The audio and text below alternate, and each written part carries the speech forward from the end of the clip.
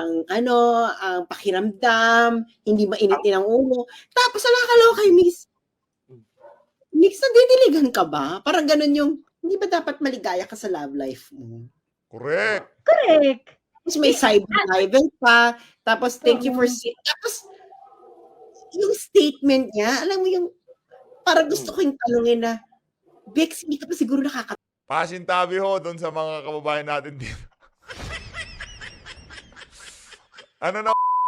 Panigurado ho, mapupundi sa galit itong si Mix Nograles pagka napanood niya ang live na to ni Ma'am sa Astrogando Saso, Sir E.B. Hugalbot at itong si Ma'am Joey Cruz.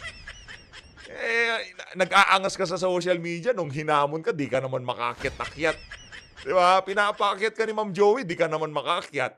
Pero sa sa wall mo, ang angas-angas mo, kesyo cyber libel sweeping. Umakyat ka, sagutin mo yan si Ma'am Joey at magkaalaman kung gaano nga ba kagaling ang pagiging abogado mo. Pero bago natin panoorin ang mga banat nitong sila Ma'am Sas dyan sa video na yan. Dati ho, suki ho tayo dyan. Minsan, umaakit din ho tayo, no? Diyan sa live na yan, itong si Ma'am Joey. Kaso pamorningan ho talaga, no? Palaputan ng dugo ang labanan dyan sa live na yan. Kaya hindi ho tayo Pero doon sa mga kababayan nating OFW, subaybayan nyo ho, suportahan din ho natin yung si Ma'am Joey sa mga sa mga live niya, sa mga social media niya. Subaybayan din ho natin. Suportahan din ho natin. At sa mga baguhan lang ho dito sa PH Update, kasiyahan ho natin dito isang like at isang subscribe. Sapat na ho sa atin yun. At sa mga gustong sumali sa ating community, click nyo lang ho yung joint button sa baba. Ayun na nga mga kababayan, no? Bigla ho tayong natuwa dito sa nakita natin na to na post nitong si Ma'am Crescent. Habang ang mga congressman dyan sa House of Representatives, majority, pero meron pa hong matitino dyan mapahanggang sa ngayon. Pag nakikita natin itong si Kong Dante, itong si Kong Herrera, si Bernadette, si Kong, ano pangalan nun? Ungab, meron pa hong pag-asa dyan sa House of Representatives. Hindi pa ho talaga linamon ng kadiliman yung lugar na yan, no? Kasi yung namumuno ho dyan, hindi ho natin mawari kung anong pumapasok sa utak nitong si Tambaluslos. Habang yung mga karamihan ng congressman dyan, iniisip ho nila kung paano ibulsa ang pera ng sambayan ng Pilipino. Itong opisina ng ating Vice Presidente, pagka meron na hong papalapit na bagyo, wala ho tayong nakikitang kaipalan dito sa alin na to. Kaya sa mga susunod na kalamidad o mga bagyong darating sa ating bansa, hindi ho tayo magtataka kung maraming mga kababayan nating magvo-volunteer dito sa Office of the Vice President. Kahit tayo mga kababayan, kung meron ho tayong may co-contribute dyan, kahit papaano lang itutulong ho tayo. No? Tingnan nyo naman ho to. No? Habang itong mga congressman, di ho nila alam kung paano nila katayin ng budget ng OVP. Hindi nila alam kung paano nila pahirapan itong si Vice President Sara. Ito ang ginagawa ng opisina ng OVP. Naghahanda na ho sila sa mga papalapit na bagyo. Tingnan nyo naman ho yan. Okay, hindi ho pera nitong si Vice President Sara ang pinambili dito sa mga sako ng bigas na to, di ba? Pero dito ho natin makikita na lahat ng ginagawa ng ating Vice President Sara Duterte, wala hong halong pamumulitika. Tingnan nyo naman ho yan mga kababayan. Wala man lamang ho kayo. Yan ho ang tatak Duterte na pamumuno. No? Yan ho talaga ang namimiss ng ating mga kababayan dito sa mga Duterte na to. Ayan ho mga kababayan, nababasa nyo naman ho. Ayan ho. Republic of the Philippines, Office of the Vice President. Lahat para sa Diyos, bayan, at pamilyang Pilipino. Yan ho, dapat ho ganyan. Kasi una sa lahat, di mo naman perang pinambili dyan. Kaya wala kang karapatang ipaskil ang pagmumukha mo dyan o pangalan ng asawa mo dyan o yung pangalan ng party list nyo dyan, di ba? Kasi pagka galing kay Tambaluslos, matik na ho yun. Merong MR, Martin Romualdez, o di naman ho kaya Tingog Party List, o kung ano pa man ho nga kaipalan ang ilalagay nila dyan sa mga ayudang ipinamimigay nila. Kaya dito ho, talagang tayo, nakakataba ng puso ang pagka nakikita ho natin ganitong magtrabaho ang ating Vice Presidente. Wala hong ka-epal-epal. At kung tayo magkakaroon ho ng pagkakataon, magdidikit din ho tayo ng ganyan. No? Tutulong ho tayo dito sa Office of the Vice President. Kung magkakaroon ho ng pagkakataon, bakit hindi, di ba? Talagang, kasi ang trabaho nitong alin na to, hindi ho para sa kung ano pa man. Talagang gusto ho niyang tulungan ang ating mga kababayan. Kasi kung meron ho siyang balak tumakbo sa mas mataas na posisyon sa 2028, dapat ho yung sa bagay kahit na kasi yung ang kagandahan ho kasi sa mga Duterte na 'to, hindi ho sila yung gumugusto, naiintindihan niyo? Hindi ho sila yung nagpupumilit sa isang puwesto sa pamahalaan. Hindi ho yun ang ano nila, hindi ho gano'n ang forte nila pagdating sa politika. Talagang ang taong bayan ang nagtutulak sa kanila at nagsasabi na, "Pamunuan niyo kami. Pamunuan mo kami, Vice President Sara Duterte." Yun ho ang naririnig natin sa social media at sa iba't ibang, mga platform 'no. Yun ho naririnig nating panawagan ng ating mga kababayan at hindi naman ho kataka-taka yun. Mantakin niyo yan habang hindi ho magkamayaw itong mga congressman na 'to kung paano nila ibubulsa ang pera ng sambayan ng Pilipino. Itong si Vice President Sara Duterte, naghahanda ho ngayong mga panahon na 'to dahil meron na naman hong papalapit na napakalakas na bagyo. Mag-ingat ho tayo sa mga kababayan ho natin 'no, na nasa baybaying dagat at, mga nasa mabababang lugar. Yoon hong 5,500 flood control, hindi ho gumagana 'yan. At, yoong pinakamalupit na fact checker sa mga kasinungalingan ng pamahalaan na 'to, ikatlo na ho 'to, tapos na ho si Karina, tapos na ho si Enteng.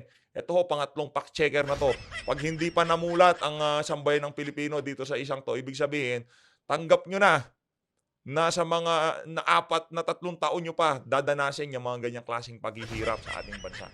By the way, dun sa mga nagtatanong sa ating kalye serye, kalye survey, malapit na ho yan mga kababayan, gagawin na ho natin yan sa lalong madaling panahon. Actually, nakaayos na ho kung paano ho natin aatakihin yung, kalye survey na yan. Siyempre para makita ho natin kung ano nga ba pulso ng sambayan ng Pilipino at para makapag-adjust tayo kung ano ba kailangan natin gawing adjustment para makumbinsi ang ating mga kababayan na etong administrasyon na 'to, walang inisip kundi mapataba ang kanilang mga bulsa. Ito ang mga kababayan, sang-ayon ho ba kayo dito sa post na 'to ni Ma'am Crisette? Kaugnay dito kay, anong pangalan nito, Senator Joel Villanueva. Base ho dito sa post nitong si Ma'am Crisette, may nakita na ako na pwede VP ni Sara Duterte. This guy is fearless. Don't forget, the exposes we have on Saldico come from Senator Joel Villanueva. Sa tingin niyo ho ba? Kasi isa ho sa mga didepensa sa budget ng OVP yan pagka nag-BICAM na 'no. Isa ho daw siya sa mga talagang, at saka Senator Jinggoy, Senator Bato. Kasi mali nga naman ho, pangmamama yung ginawa nila diyan sa House of Representatives. Talagang binraso nila yung budget ng OVP. Nakakalungkot lang isipin na yung ibang mga senador, talagang kinukonsinti ho nila yung mga gano'ng klaseng kalokohan na ginagawa ng kanilang mga kasama diyan sa House of Representatives. Sabagay baka natatakot din naman ho sila na mawalan ng pondo 'no. At dito ho sa bahagi ng video natin na 'to, pag-usapan natin itong, lumutang na larawan na 'to nitong si Benhur Abalos. Actually matagal na ho 'tong larawan na 'to pero grabe ho pala 'tong si Benhur 'no. Akala ko dati niya 'yan talaga asawa ni Benhur. Yang nasa taas, yun ho palang nasa baba, asawa niya. Lang tayo, nagulat lang tayo. May asawa na ba si Benhur nung nakuhanan niyang larawan na 'yan? Sabagay may apo na si Benhur 'no, ibig sabihin asawa niya na yung nasa baba noong kabanding niya yang kaibigan niya na 'yan. Huwag kayong madudumi mag-isip ha. Isa ho sa mga tumatakbo ng pagka-senador, wala ho tayong problema sa pagiging, chick boy ng mga politiko dahil kasama ho 'yan. Pero yung tipong, merong mga lumulutang na mga ganyang klaseng larawan, ewan na lang ho natin. Pero si Tatay Digong kasi, oo, may pagka-chick boy din 'yun. Pero wala ho tayong nakikitang ganyang klaseng mga larawan. Oh. Nung hindi pa siya naging presidente kasi nung naging presidente siya, yung mga fans niya gusto lahat siyang halikan, eh. Gano'n katindi si Tatay Digong, pero yung mga ganyang klaseng yakapan nung mga talagang, parang lang ho 'to, parang, 18, 19 lang ho 'tong kayakap na 'to ni Benhur, eh. Magaling kang bata. Eto na ho, napakita ko lang kasi isa ho 'yan sa mga kakandidato ng pagka-senador sa 2025 midterm election. Kayo, iboboto niyo ho ba itong si Abalos? Komento niyo ho diyan sa baba para mapag-usapan natin. Eto na mga kababayan, pakinggan na ho natin kung paano inararo nitong tatlo na 'to, itong si Migs Nograles. Migs, makinig ka ha. Yarin lamang di ka sumagot do'n sa hamon nitong si Ma'am Joey, ito sagutin mo ngayon.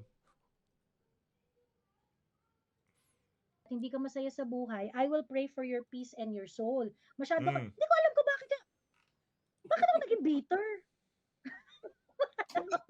Mag-a-announce lang kasal, naging bitter na. Hindi, alam mo, Buti hindi sana ba, kung si Joey ang ex ni Chino. hindi, ang naano ko dito, bakit ang init ng ulo mo? Hindi ba dapat maligaya ka sa love life mo? Correct. Correct. Tapos may cyber rival pa, tapos thank you for Oo. tapos yung statement niya, alam mo yung, parang gusto ko yung tanungin na, Bex, hindi ka pa siguro nakakanto. Alam mo yun, yung parang, Pasintabi ho doon sa mga kababayan natin dito. Ano na ho yan, mga normal na salita na yan pagka nanonood kayo dyan kay Ma'am Joey at Ma'am Sas. Matagal na ho natin since 2016 ho, pina-follow na natin yan si Ma'am Sas. Normal lang ho yan. Huwag ho kayo magtaka, normal ho yan. Pagka hindi ho ganyan nagsalita si Ma'am Sas, hindi si Ma'am Sas yan. aminin nyo yan. Aminin nyo yan. Pag mga ganitong bago pa lang kayo ng jowa mo, araw-araw yan. Siguro mga Siyempre. 3 times. Mga 3 times per day pa yan. May mga quickie pa yan. True. Ginawang gamot rin. Abot pa Grabe naman to si Ma'am Sas 3 times a day. Ano yan? Prescription? Reseta ng doktor? Grabe naman yan. yan ng 5, Sas. 5, alam nyo yan. Iba sa taxi. Ano pa yan? Oo. Ang Minsan, maalas, aabutin mo lang yung box. Boom! Di ba? diba? Ano to? Maalas sa kanya. I'm pretty sure, no? Kahit sa mesa pa yan nila sa Congress, may action. Huwag na tayong magbiruan. No? Huwag na tayong magbiruan. Oo. Mga ganito, mga 3-4 years, naku day, araw-araw yan, sa araw-araw na ginawa ng Diyos. Hindi ba? Kaya nga pag may, Hindi pa rin natikman yung masarap. kaya mga ganyan, mga fresh, ganyan, lahat yan maaliwalas ang pakiramdam, hindi mainitin ang ulo. Tapos nakakaloka kay Miss. Mix, nadidiligan ka ba? Parang ganun yung, Galit na galit si bakla dun sa ano. Parang tanga talaga. Ba't ka galit? Ito yung sarap. Magpapakasal si Migs at Chino. They deserve each They other. deserve each other. Oh. Ano ba? Ano ba? Kung tayo ng love life mo, cyber fighting at you. Ako sa'yo. aminin nyo, Baka, lahat tayo dumaan sa first 3 to 4 years, no? At lahat tayo may kaibigan na, ay, bagong jowa, bagong ganyan, kaya hindi mainit ang ulo. Tanong natin si Mami Donna, ha? Diba? Tama ba ako, Mami Donna, o hindi? Huwag na tayo Tama. mag-plastic. kasi hindi nga talaga siya deserve para maging part ng pamilya ng mga almaryo. So, Tito Donna, Kaya kayo sa talagang Network napaka-sensitive hindi niya. talaga ka bet para kay ano. Hindi, Hindi siya gusto. baka naman Ganun sa ba amin yun? din, hindi rin siya bit eh. Kasi nga, hindi ganun? talaga yung mga Nograles talaga sa amin. Promise. Mm. Parang ang kwan talaga kumbaga sa Davao region, wala talagang sa mga Nograles. Lang Walang siguro amor. na naging nanalo lang yan. Ganun ho pala yung pagdating ho pala sa mga Nograles na to, sa Davao, wala ho talagang amor tong mga Nograles na to. Walang respeto ang mga tao sa kanila doon. Kasi nakita niyo naman ho, pagbaliktad nila, ginawa pang secretary o undersecretary ni Tatay Diggs yung isa sa mga Nograles na yun. Pero tignan niyo ho yung balik sa mga Duterte. Mga walang yaho talaga itong mga Hindi Nograles na to. nationally kasi nga party list, di ba? Pero kung tumakbo yan doon talaga sa district, hindi mananalo yan. Kasi walang bubuko talaga sa kanila. Kung naaabot mo naman ng langit 5 times a day, which is normal sa mga fresh ang relasyon. Diba? Sa fresh ang relasyon for the first 3 to 4 years, ganyan. Tapos after 4 years, yan na naging 2 times a day na lang, ganyan. Hanggang maging 1 times per day, hanggang maging 3 times per week, ganyan. Pero mga ganitong bago, Bex, mahina ang 5 times a day. Mahina ang 5 times a day sa mga bago-bago. Tapos Oh, they were in sa mga sa mga teenager, magsilabas muna kayo ha. Rated SPG to. Hindi, mahina yung pagkain nila ng 5 times a day. Kasi lagi hong pagod pagka ganyan. tip-top shape pa. Yung ito yung kalakasan ng kagandahan ni Migs, kalakasan ng kagwapuhan ni Chino, di ba? Masyado mo pang ginogloss out, Joey. Ito ang kasagsagan ng kalibugan. Alam niyo yung tawag doon, Balagbag Unlimited. Hoy, Mix! Teka lang, lagay ko yung pagmumukha ni Mix dito para nakikita Exactly. nyo. Sandali lang. Lagay ko. Yung edad na yan. Talagang Ito yan. nila, no? Diba? Mga babae, Yan. from 30 up, nako, day. Mas Kumakain makati pa yung teenager. Kumakain yan ng hintuturo. Hingad yan. Mas matindi pa yan sa teenager, mga babae, 30. Matindi yung sinabi ni nitong si Sir Ibi. Kumakain doon. Sir Ibi, kung ano-ano siguro pinapanood nito. Follow nyo, follow nyo, Sir Ibi Ugalot. Kung ano-ano siguro pinapalaw nito. Kung sino-sino ho siguro pinapanood nito. Nanginginain ng hintuturo. Years pataas, nako. Mhm. Mas makati pa yan sa teenager. Tapos si Chino, nasa ganyan ding edad, 20. Naku, Jaire! Dapat masaya kayo! Masaya kayo! Kita mo si Heart saka si Cheese, nung bago, di ba? Ay, alsa. Ang alsa nilang Balagimbagan. itsura, di ba? Talagang, Oh. tapos makikita mo maalsa yung itsura ni Heart, di ba? Mm. Alam niyo ba ibig sabihin ng maalsa? Mm. Ang maalsa, yung makikita mo yung balat niya, parang Mm. parang Parang tight na, merong may moist na, alam mo yung moist na parang, tight na may blush. May blush. may May glow. may parang kasisilang mo pala, ganun yung itsura ng balat. Oo. Kaya bouncy, blooming, ganyan, giggly, Sakto. bubbly. Tapos, ang babae pa namang nadidiligan ng bonggang-bongga, nagbabawas ng makeup. Mm. Kasi may natural glow no? Yes! Etong si Madam Sas, kabisado ho niya yan. Alam ho niya galawan pagdating sa mga ganyang klaseng Kasi pagkita ko pala nasa alam, ay putang ganda ko. Dead man na. Di ba? Dead man ka na. Kaya kita mo dito si Ate B. Totoo naman ho yung talagang blooming pagka ganyan. Blooming ho talaga, blooming. Sa totoo lang, Di blooming. ba noong una nating nakita? Pa-parlor ba to? Oo. Oo. Kasi regular ang Regular. Plump. Ibig sabihin ng maalsa, plump. Plump. Yan, Oh, plump. plump. Alam niyo yung itsura ng plump? Alam niyo yung, syempre hindi ito ng mga lalaki. Alam niyo yung lip gloss na merong, spice. Yung para maging plump yung lips. Oo, na pagkagano mo, di ba? Biglang mag-ahang, tapos yung labi mo, biglang, makikita mo yan sa labi, no? Makita mo yung labi, kasi yung labi maalsa. Na talaga, ay, mukhang namamaga ang labi nito, ah. May nito. Ganon. Pero, parang halimbawa, sino nga tong sino itong yung model? Si Maggie Wilson. Saka yung jowa. Maggie Wilson. Oh. Naalala niyo yung mga bago-bago pa lang sila. Tapos yung pinalibog tayo dun sa kanilang prenup video na. Prenup, oo, grabe, hotness yung prenup ng dalawang yan. Tangin, sobrang Di ba yung soft eh. Di ba nung mga bago-bago pa lang sila, ay putang to ah. Ano to? Prenup nila, naka-jeans sila parehas, tapos naked yung top. Di ba yun? Tapos yung shower, tapos yung sobrang libog as in. Oo, yung Oo, na parang ganyan. Pero ito talaga, parang, ano to?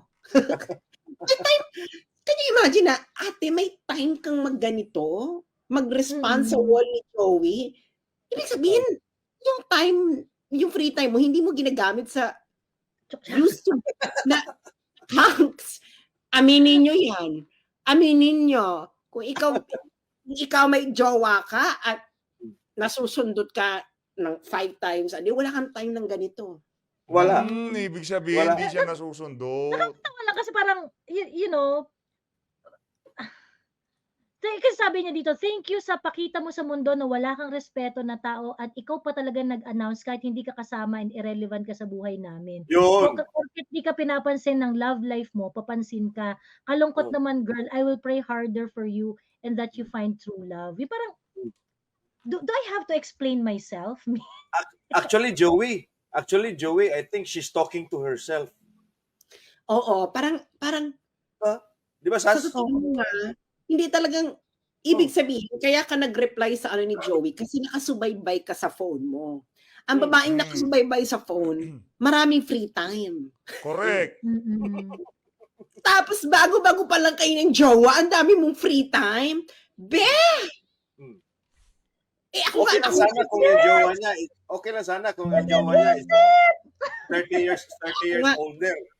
ako nga, kung meron akong boylet, nawawala talaga ako sa social media dahil, talagang wala kang Ano panahon. yun? Selfie ng selfie. Oo, walang panahon. Yung selfie na selfie ka na walang make-up, ganyan. Kinakapture ang sapon. Ganon. Ito talaga si ate, no? Talagang, Bek, paano mo nalaman na may comment na ganun si Joey? Hindi ka nga nakatag.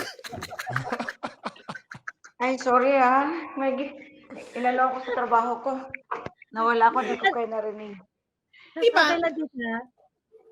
Diba, hindi Hindi, ka nga hindi ka nga nakatag dun sa post. Mm. Pero nag-reply ka. Paano mo nahanap? Hinanap mo talaga, Be. Kasi, ang nakakaloka Si Miss- dito.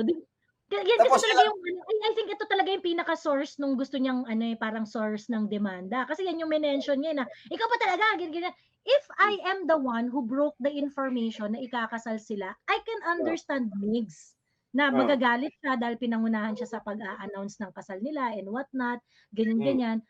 Kaso ang problema, hindi naman ako. Hindi naman ako yung nag-break nung ikakasal sila. Nabalitaan ko lang rin yan dahil yung kanyang, Hindi. Pero Ganito lang. Ito lang may advice ako kay Chino, no? Chino, this speaks so low of you. Ibig sabihin, hindi satisfied si Migs. oo. yeah. Galingan mo Hindi pa. Paunahin Paunahin mo siya. Ante mo, ayan.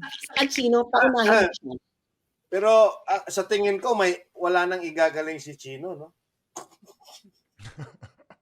Tsaka Hindi, Ganda tingnan mo pa naman rin, yung sir. picture. Tingnan mo naman yung picture nila. Tingnan mo yung picture nila. parang hindi proud si Chino, no? Kita mo yung picture nila na parang ganito pang bago mag-jowa na ikakasal. Hindi ba Usually ito yung mga you cannot get your hands off your jowa, no? Yung parang, Alam mo, Sas, lagi kang di ba? Joey and Sas, no, alam mo, yung wedding coordinator, mas blooming pa kay Mix. Alam mo yung event coordinator para siya yung kinakanta. Siya yung may glow. Siya yung mukhang kinakanta. Hindi, tingnan mo naman to si Ateng Migs. Aminin mo, no, pagsagana ka, dahil nakalugay ang buhok. Kasi yung buhok, ang shiny. Aminin nyo yan. Aminin nyo yan, mga Bilachina. Pag talagang nakakaroon kayo ng bonggang-bongga, tapos talagang nag-orgasm kayo, dahil ang buhok parang ako nagpasalon. Di ba, Ate V? Si Ate B, parang ganyan po siya. Ang ganda ng hair ko. Ang ganda ng hair ko. Kaya sabi ko, nakantot ka, no? O, nanahimik na lang siya. Oo, kaya Team James talaga ako eh. Ang bouncy ng hair. Ang bouncy ng hair, ganyan. Pero ito talaga si ate, talaga naka-ponytail. Be, alam namin pag ang babae nagpo-ponytail. Bad hair day. Oo, bad hair day. Gulit na si Ate Pia. Gigil na naman yan sa'yo, Miss Joey. Nadagdagan pa kay Miss Sas, patay na. Advice ko lang, no? Yun naman ang totoo. Hindi ba? Hindi mo si Ate B, nung kausap namin ni Joey, ganyan pa siya, ganyan pa siya ng ganyan ng kasi ang ganda-ganda ng hair niya, ang bouncy, ang shiny, ganyan. Sabi niya, ang ganda ng skin, no? Ganyan. Sabi ko lang, Pagka nadiligan? Napaamin din. Kagabi. Naku, kagabi. Tingnan mo si Ibig sabihin ng Miss Sas, hindi yan satisfied, kumbaga. Hindi yan, wala nangyayari dyan. I would just like to follow. Sandali, bago kayo mag-jowa, tapos nag-arrange kayo ng kasal ninyo, tapos ganyan yung posing nyo.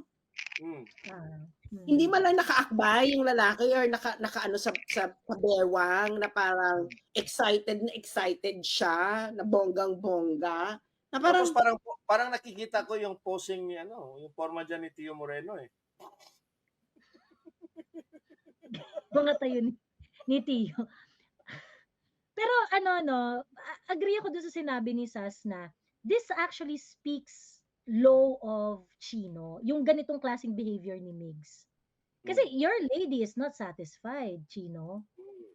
You have to step up and do something. Diba? You really have to you have to push the buttons that will make your woman satisfied. The right Diba? button. Nako po. So, kasi parang, bakit ganyan yan? Bakit ang dami-daming hanash? Anyway, di yun na nga. So, you just Ayun na nga mga kababayan, dito na ho tatapusin ang pagbanat nitong sila Ma'am Joey at Ma'am Sas at Sir Ibi. Dito kay Mix Nograles. Ikaw kasi Mix, ayusin mo. Huwag kang patola ka kasi. Ang nag-anunsyo, wedding organizer mo, tapos biglang kakasuhan mo itong si Ma'am Joey. Mali naman mo tayo. Yan tuloy, natanong ka kung nadidiligan ka. Ibang klase ho talaga itong si Ma'am Sas. So always, maraming salamat to.